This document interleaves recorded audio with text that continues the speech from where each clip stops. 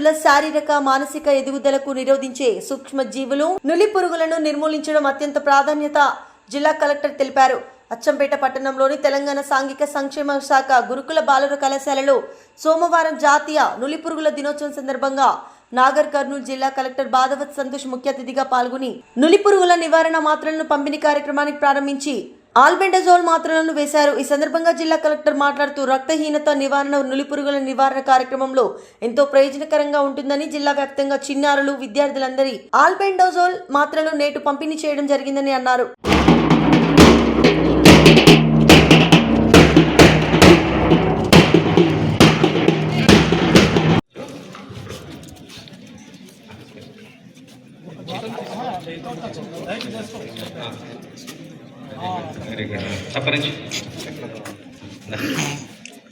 separation